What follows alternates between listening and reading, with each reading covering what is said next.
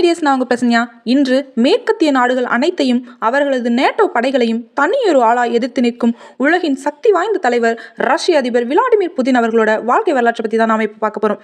இவர் ரஷ்யாவில் ஒரு எளிமையான குடும்பத்தில் பிறக்கிறாரு. பள்ளி பருவத்திலேயே ஜூடோ விளையாட்டில் ஆர்வம் அதிகம். தேசிய அளவில் வெற்றியும் பெற்றிருக்காரு.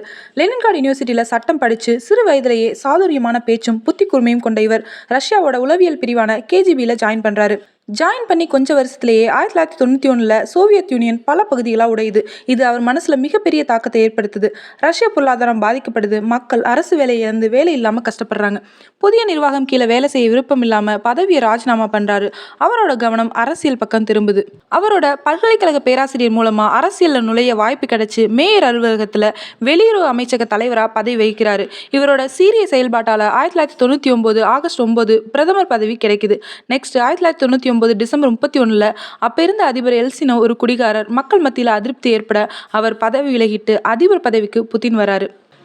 அவரோட அயராத உழைப்பினால ரஷ்ய பொருளாதாரம், உள்நாட்டு உற்பத்தி, தனிநபர் வருமானம் எல்லாமே உயருது. அடுத்து 2004 எலெக்ஷன்லையும் மக்களால் தேர்ந்தெடுக்கப்பட்டு கடினமாக உழைக்கிறாரு.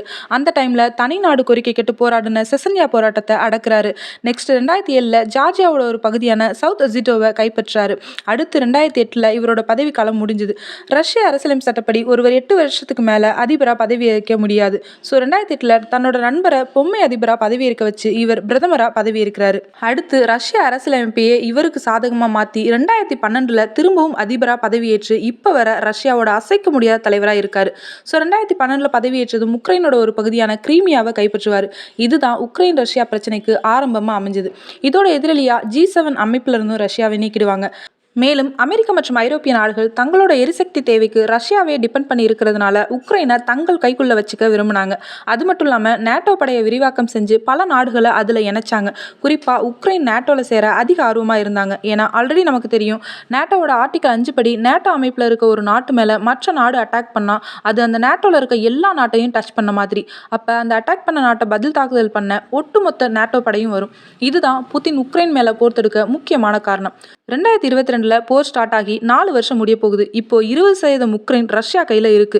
போர் முடிய போகுது நம்பப்படுற இந்த நேரத்துல அதிபர் புதினோட இந்திய வருகை உலக நாடுகளை உற்று நோக்கும் வகையில அமைஞ்சிருக்கு. ஓகே, நம்ம இந்தியா பாகிஸ்தான் மற்றும் சைனா கூட சந்திச்ச இரு போர்கள்லையுமே நமக்கு பக்க பலமா இருந்து எந்த சூழ்நிலையிலையும் இந்தியாவை கைவிடாத ரஷ்யா நமக்கு எப்பவுமே ஒரு உண்மையான நண்பன். அந்நாட்டு அதிபர் புதின் அவர்கள் இனி வரும் காலங்களிலும் சக்தி வாய்ந்த தலைவரா திகழணும். முக்கியமா அங்கு போர் சூழல் தவிர்க்கப்பட்டு ரஷ்யா தன் வளர்ச்சி நோக்கியே பயணிக்க இறைவனை பிரார்த்திப்போம். மேலும் புதின் அவர்களோட வாழ்க்கை வரலாற்றை இன்னும் விரிவாக தெரிஞ்சுக்க கீழே இருக்க லிங்கை கிளிக் பண்ணுங்க. வீடியோவை முழுசா பாருங்க. இணைந்திருங்கள். நான் உங்க பிரசன்யா. வீடியோ பிடிச்சிருந்தா லைக் பண்ணுங்க, சப்ஸ்கிரைப் பண்ணி சப்போர்ட் பண்ணுங்க. தேங்க்யூ ஃபார் வாட்சிங்.